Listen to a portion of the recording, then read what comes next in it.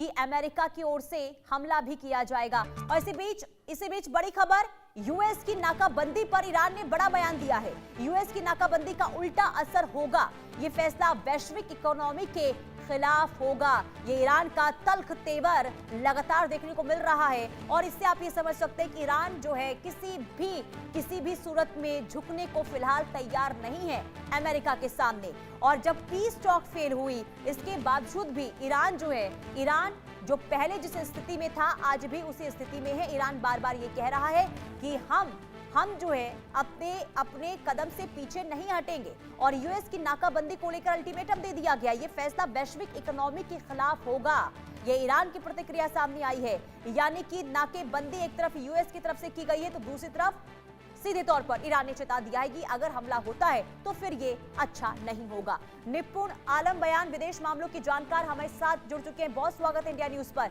Sir, सबसे पहले तो आपकी प्रतिक्रिया, जो अमेरिका की ओर से नाकेबंदी की गई है और अब लगातार ईरान की ओर से भी टिप्पणी सामने आ रही है कि अगर किसी भी तरीके से हमला होता है और कोई भी स्थिति खराब करने की कोशिश अमेरिका की ओर से होती है तो हम पीछे नहीं हटेंगे। ऐसे में अब आने वाले दिनों में क्या हालात बाकी देशों के लिए आप बनते हुए देख रहे हैं?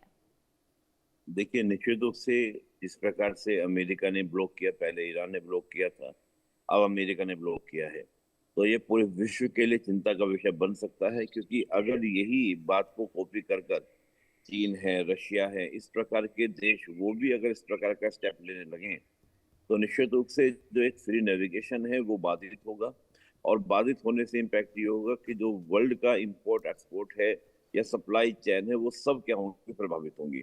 और ये कहीं ना कहीं एक विश्व के लिए एक नई तरह का व्यवस्था को कैसे हम कह सकते हैं बिगाड़ने वाला होगा, बदलने वाला होगा। और हो सकता है, मैं हमेशा बोल भी रहा हूँ बार बार, कि अगर यही एक्टिविटी चीन करने लग जाए कि हम दक्षिण चीन सागर में किसी को नहीं निकलने देंगे, और रशिया इस प्रकार के स्टेप लेना शुरू कर दे, या और भी कंट्री और भी जगह, चाहे मलक्का जी। स्टेट की हम लोग बात करें, मलक्का स्टेट में हम अवेलेबल हैं, तो ये पूरे विश्व के लिए एक चिंता का विषय बन सकता है।